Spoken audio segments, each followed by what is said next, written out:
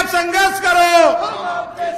Bahujan Samaj party जिंदाबाद, जिंदाबाद जिंदाबाद बहुजन समाज पार्टी जिंदाबाद। जिंदाबाद जिंदाबाद। नारी के सम्मान में, बहन जी मैदान में, सर्जन के सम्मान में, बहन जी मैदान में, सर्जन के सम्मान में। बहन जी मैदान में। बहन जी आप संघर्ष करो, हम आपके साथ हैं, बहन जी आप संघर्ष करो। आपके साथ हैं। सर्जन के सम्मान में, बहन जी मैदान में, सर्जन के सम्मान में, बहन जी मैदान में, नारी के सम्मान में। बहन जी मैदान में। बाबा साहिब अमर रहे, अमर रहे, अमर रहे, बाबा साहिब अमर रहे, अमर रहे, अमर रहे, मनवर काशीराम साहब अमर रहे, अमर रहे, अमर। मनवर काशीराम साहब अमर रहे। बहन जी आप संघर्ष करो, जोर जोर से बोलो, बहन जी आप संघर्ष करो।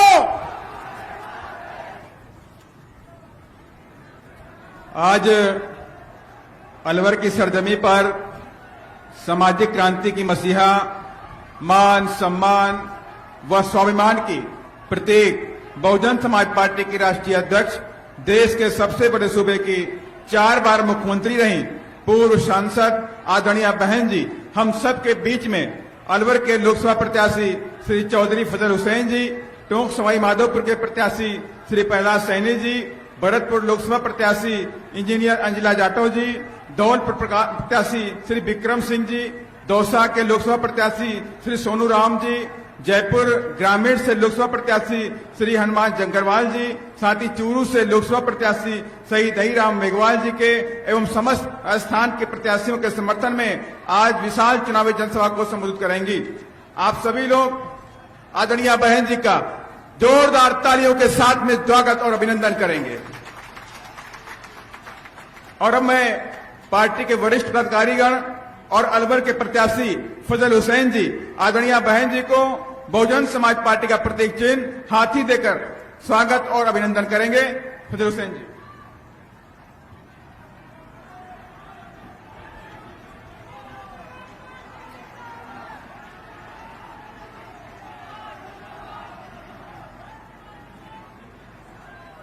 और अब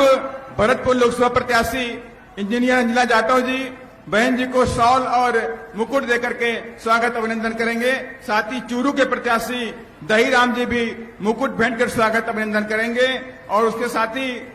धौलपुर के प्रत्याशी विक्रम सिंह भी जी मान्य बहन जी को मुकुट भेंट कर सम्मान करेंगे।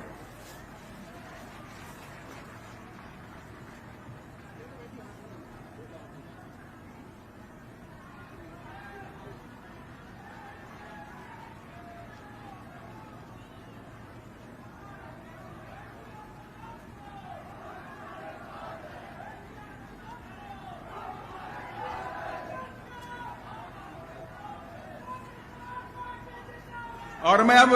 आदरणीय बहन जी से विनम्र आग्रह करता हूं कि आप अपने ख्यालात रखें। आदरणीय बहन जी।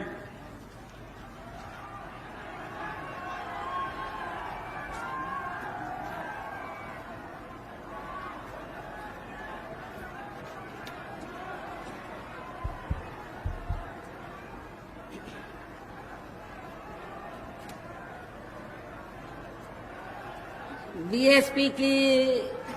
इस चुनावी जनसभा में इकट्ठा हुए पार्टी के सभी छोटे बड़े पदाधिकारी एवं कार्यकर्तागण, आज आप लोग देश में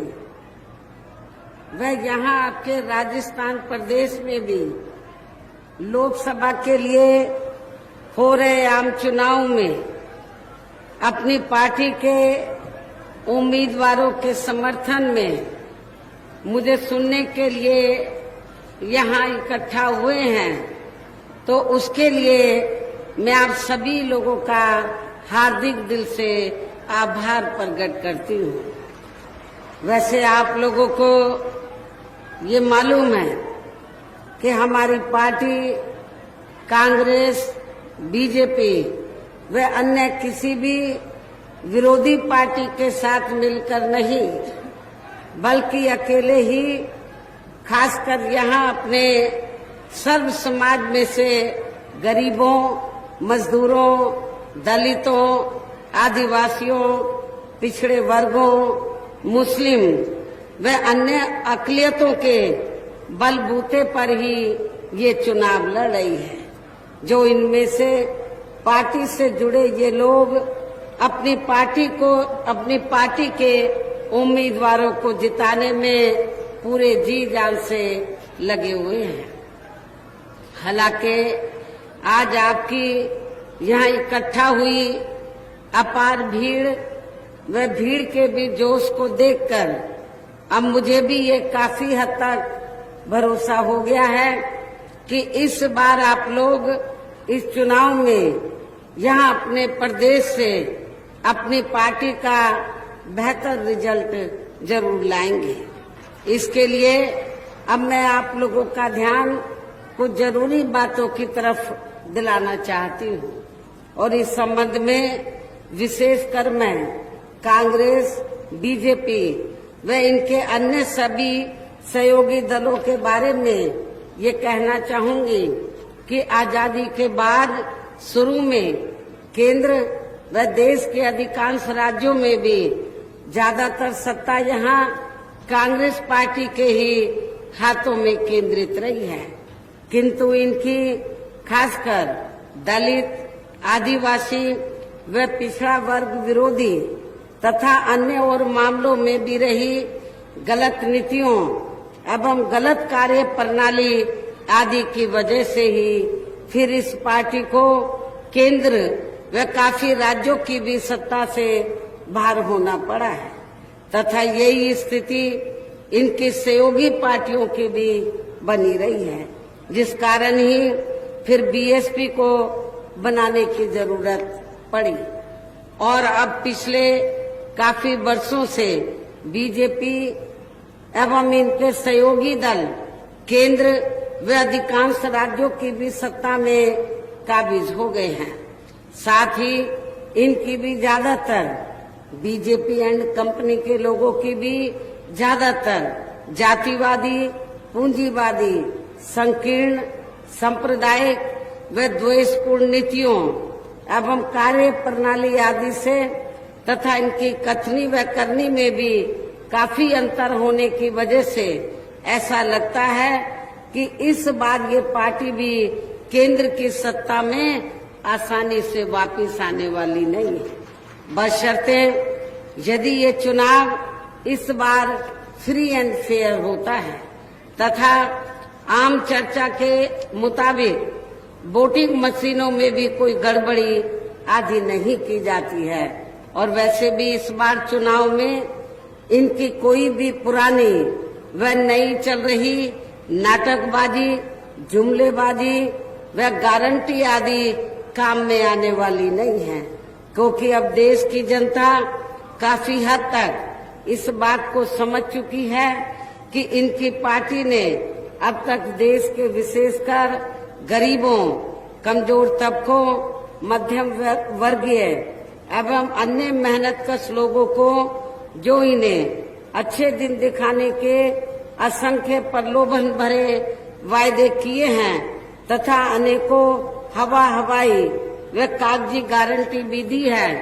तो उनका जमीनी हकीकत में अभी तक भी इन्होंने लगभग 1/4 हिस्सा कार्य भी पूरा नहीं किया है, बल्कि इसके स्थान पर इनका ज्यादातर समय व ताकत भी या इनके अपने चहेते रहे बड़े बड़े पूंजीपतियों एवं धन्ना सेठों को ही ज्यादा से ज्यादा मालामाल व धनवान आदि बनाने में तथा उन्हें हर स्तर पर छूट देने व बचाने में ही लगी रही है, जिनके अधिकांश आर्थिक सहयोग से ही ये पार्टी व अन्य पार्टियां भी अपना संगठन चलाती हैं तथा चुनाव आदि भी लड़ाती हैं, जिसका काफी कुछ खुलासा बॉन्ड की आई रिपोर्ट से भी हो गया है। इसके साथ ही अब ऐसा लगता है कि कांग्रेस पार्टी की तरह ही बीजेपी ने भी केंद्र की तमाम सरकारी जांच एजेंसियों का ज्यादातर राजनीतिकरण ही कर दिया है। इसके अलावा देश के किसान वर्ग भी वर्तमान बीजेपी की सरकार में शुरू से ही अपनी विभिन्न समस्याओं को लेकर काफी ज्यादा दुखी वे परेशान रहे हैं और अभी भी हैं। जबकि यूपी में आपके राजस्थान प्रदेश से लगा हुआ यूपी है, जबकि यूपी में 4 बार हमारी पार्टी की रही सरकार ने उनके हितों का भी हर स्तर पर विशेष ध्यान रखा है। हमने उत्तर प्रदेश में किसानों को समय से उनकी फसल का उचित दाम दिया, खेती करने की पूरी सुविधाएं दी और आज भी उत्तर प्रदेश के जो किसान हमारे भाई हैं वो बीएसपी की सरकार को याद करते हैं। जो अब आपको किसी भी पार्टी की सरकार में, चाहे वो स्टेट की सरकार हो चाहे सेंटर की हो, तो किसी भी पार्टी की सरकार में किसानों को वो सहूलतें, वो सुविधाएं नहीं मिल पा रही हैं। इतना ही नहीं बल्कि केंद्र में पूर्व की रही कांग्रेसी सरकार की तरह ही वर्तमान भाजपा सरकार ने भी इनकी जातिवादी, हीन, सांप्रदायिक एवं पूंजीवादी सोच व नीतियों के चलते ही पूरे देश में सर्व समाज में से खासकर गरीबों, दलितों, आदिवासियों, पिछड़े वर्गों, मुस्लिम एवं अन्य धार्मिक अल्पसंख्यक समाज के लोगों का भी पूर्ण रूप से विकास व उत्थान आदि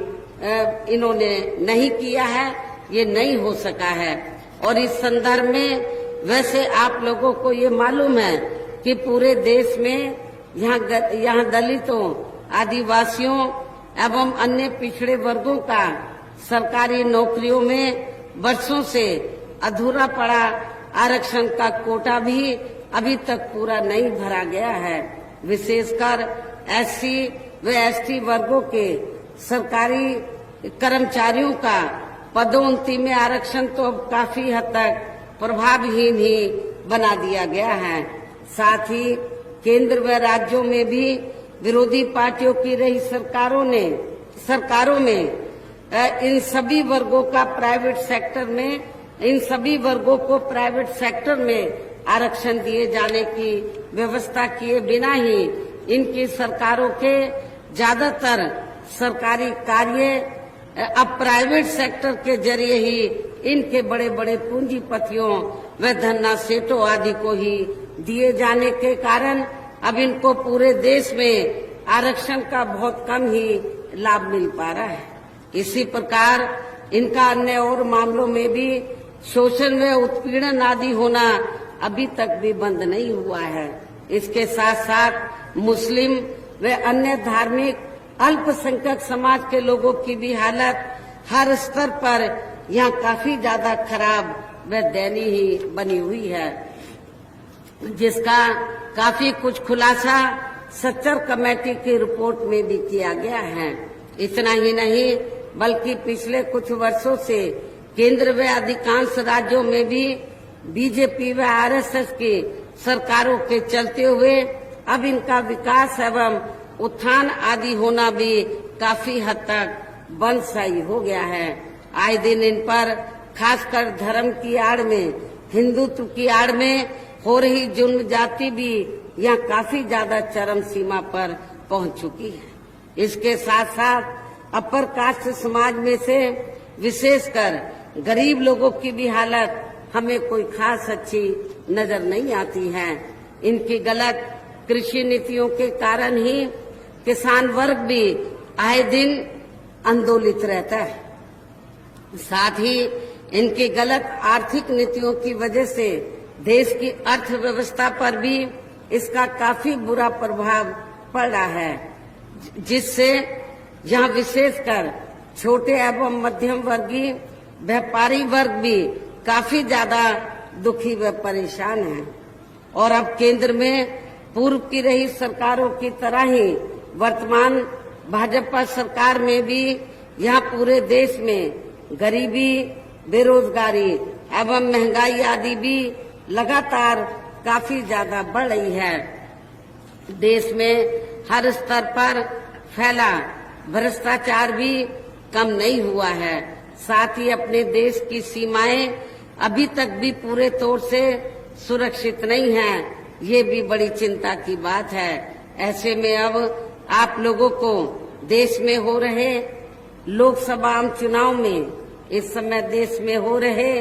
लोकसभा चुनाव में कांग्रेस, बीजेपी व इनकी सहयोगी पार्टियों को भी केंद्र की सत्ता में आने से जरूर रोकना है। जिनकी गलत नीतियों व गलत कार्य प्रणाली आदि को आप लोग काफी हद तक आजमा भी चुके हैं और अब ये विरोधी पार्टियां किस्म किस्म के साम दाम दंड भेद आदि अनेकों हथकंडे इस्तेमाल करके केंद्र की सत्ता में आने की भी पूरी कोशिश में लगी हैं, जिनसे अपनी पार्टी के लोगों को हर स्तर पर काफी ज्यादा सावधान रहना है। और इस मामले में विरोधी पार्टियां अपने अपने पक्ष में हवा बनाने के लिए खासकर मीडिया, ओपिनियन पोल व सर्वे आदि का जो बड़े पैमाने पर इस्तेमाल कर रही हैं, तो उनसे अपनी पार्टी के लोगों को बिल्कुल भी गुमराह नहीं होना है। इसके साथ ही विरोधी पार्टियों के विभिन्न रूपों में जारी किए गए इनके हवाई व प्रलोभन भरे चुनावी घोषणा पत्रों एवं वायदों आदि के बहकावे में भी अपनी पार्टी के लोगों को कतई नहीं आना है, जिन्हें ये पार्टियां चुनाव खत्म होने के बाद ज्यादातर अमल में नहीं लाती है और अब जिन पर से देश की जनता का अधिकांश विश्वास ही उठ गया है। यही खास वजह है कि हमारी पार्टी किसी भी चुनाव में अपनी पार्टी का कोई भी चुनावी घोषणा पत्र आदि जारी नहीं करती है। वैसे भी हमारी पार्टी किसी भी मामले में कहने में बहुत कम बल्कि कार्य करके दिखाने में ही ज्यादा विश्वास रखती है और इस बात का सबसे बड़ा सबूत ये है कि उत्तर प्रदेश में 4 बार हमारी पार्टी के नेतृत्व में रही सरकार ने चुनाव में पार्टी के बिना जारी किए गए घोषणा पत्र के ही प्रदेश व आम जनहित में काफी कुछ ऐतिहासिक कार्य करके दिखाए हैं, जिसकी अब देश में अधिकांश पार्टियों की सरकारें काफी नकल भी कर रही हैं। जबकि इस मामले में हमारी पार्टी का ये कहना है कि यदि इन पार्टियों के स्थान पर केंद्र में हमें अपनी पार्टी की सरकार बनाने का मौका मिलता है, तो तब फिर हमारी पार्टी की बनी सरकार केंद्र में जहां अब तक रही सभी विरोधी पार्टियों की सरकारों की तरह केवल या हवाई व कागजी कार्य आदि नहीं करेगी, बल्कि उत्तर प्रदेश की तरह ही जमीनी हकीकत में ठोस कार्य करके दिखाएगी। और इस संदर्भ में खासकर मैं ये कहना चाहूंगी, केंद्र द्वारा देश में पिछले कुछ समय से अति गरीब परिवारों को अस्थायी तौर पर फ्री में जो थोड़ी सी खाद्य सामग्री, राशन आदि दी जा रही है, तो उससे इनका स्थायी तौर पर भला होने वाला नहीं है। और वैसे भी इनकी ये जटिल समस्या देश में हर हाथ को काम देने से ही केवल दूर हो सकती है, जिसकी तरफ हमारी पार्टी की बनी सरकार विशेष ध्यान देगी। साथ ही देश में पिछले काफी वर्षों से आए दिन बढ़ रही गरीबी, बेरोजगारी व महंगाई आदि से भी जनता बहुत ज्यादा परेशान है, जिसे भी आर्थिक नीतियों में तब्दीली करके जरूर दूर किया जाएगा। धर्म की आड़ में अर्थात हिंदुत्व की भी आड़ में पिछले कुछ वर्षों से खासकर मुस्लिम समाज के लोगों का द्वेष की भावना से जो इनका काफी ज्यादा शोषण व उत्पीड़न आदि किया जा रहा है, तो इसे भी जरूर रोका जाएगा। कहने का तात्पर्य ये है कि देश में इस समय हो रहे लोकसभा चुनाव में विरोधी पार्टियों के जारी किए गए इनके हवाई व प्रलोभन भरे चुनावी घोषणा पत्रों आदि के बहकावे में अब यह खासकर देश के अति गरीबों, मजदूरों, बेरोजगारों एवं अन्य जरूरतमंद लोगों को बिल्कुल भी नहीं आना है और अब इन्हें ऐसी सभी विरोधी पार्टियों को केंद्र की सत्ता में आने से जरूर रोकना है, जिनकी कथनी व करनी में काफी अंतर रहा है तथा जिन्हें ये लोग वर्षों से, जिन्हें देश की जनता और अपनी पार्टी के भी लोग वर्षों से आजमा भी चुके हैं। ऐसे में अब मेरा यही कहना है कि आप लोगों को अपने खुद के व अपने प्रदेश के एवं देश के भी हित में अपने वोटों को यहाँ कांग्रेस, बीजेपी व अन्य विरोधी पार्टियों को न देकर केवल अपनी एकमात्र हितैषी पार्टी बहुजन समाज पार्टी को ही देना है, जो ये पार्टी उत्तर प्रदेश की तरह ही केंद्र में भी अपनी पार्टी की सरकार बनने पर फिर पूरे देश में यहाँ अपनी पार्टी की सर्वजन हिताय व सर्वजन सुखाय की नीतियों पर आधारित ही सरकार चलाएगी। इसके साथ साथ केंद्र से जुड़ी आपके क्षेत्र की जो भी यहाँ स्थानीय समस्याएं होंगी तो उन्हें भी फिर दूर करने का हर संभव पूरा प्रयास किया जाएगा। साथ ही यहाँ गरीबों, मजदूरों, बेरोजगारों, कर्मचारियों, किसानों, छोटे व्यापारियों एवं अन्य मेहनत कश लोगों के हितों का भी विशेष ध्यान रखा जाएगा। सर्व समाज में से खासकर दलितों, आदिवासियों, पिछड़े वर्गों, मुस्लिम व अन्य धार्मिक अल्पसंख्यक समाज के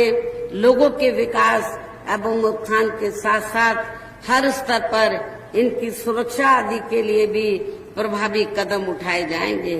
और तभी फिर यहाँ वास्तव में अपने देश के महान संतों, गुरुओं व महापुरुषों में भी विशेषकर महात्मा ज्योतिबा फूले, श्री छत्रपति शाहू जी महाराज, श्री नारायण गुरु, बाबा साहब डॉक्टर भीमराव अंबेडकर एवं मान्यवर श्री कांशीराम जी आदि का अधूरा रहा सपना जरूर साकार हो सकता है, जिनको यूपी में अपनी पार्टी की रही सरकार द्वारा हर स्तर पर पूरा आदर सम्मान दिया गया है। लेकिन ये सब विरोधी पार्टियों को अच्छा नहीं लगा। जब बीएसपी के नेतृत्व में 4 बार सरकार बनी तो विरोधी पार्टियों को अच्छा नहीं लगा और जब हमने अपनी सरकार में अपने संतों, गुरुओं और महापुरुषों को हर स्तर पर विभिन्न रूपों में आदर सम्मान दिया तो ये विरोधी पार्टियों को अच्छा नहीं लगा। और इतना ही नहीं तो बीएसपी की जब अकेले अपने बलबूते पर चौथी बार सरकार बनी फिर तो विरोधी पार्टियों की हवाइयां उड़ गई और उसके बाद से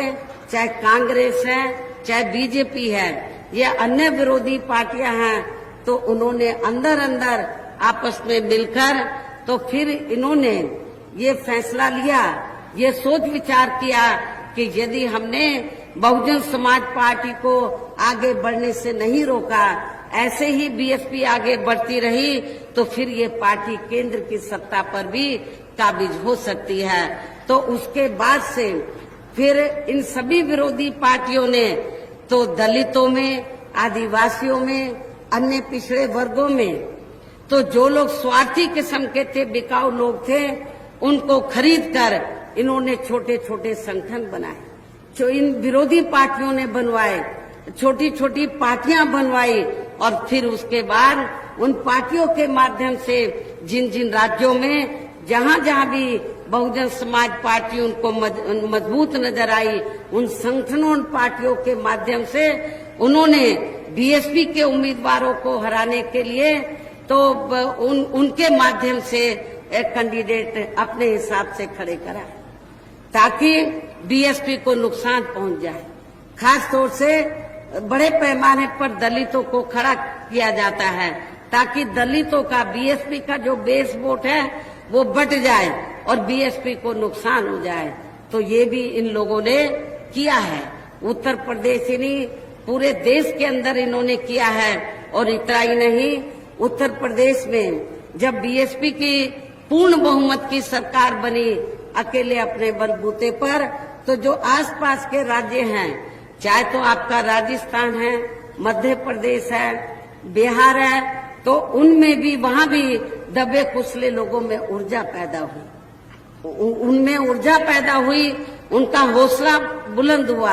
आपके राजस्थान में, मध्य प्रदेश में तो जब असेंबली का चुनाव हुआ, हमारी पार्टी के लोग काफी लोग चुनकर आए, कभी ज्यादा भी चुनकर आए, कभी कम भी चुनकर आए, लेकिन ये भी उनको अच्छा नहीं लगा। उनको लगा अभी तो 6-7 चुनकर आ रहे हैं, आपके राजस्थान से 2 चुनकर आ रहे हैं, मध्य प्रदेश में भी ऐसे आ रहे हैं, कहीं उत्तर प्रदेश की तरह इधर भी संख्या ना बढ़ जाए। तो चाहे कांग्रेस राजस्थान में सत्ता में रही हो,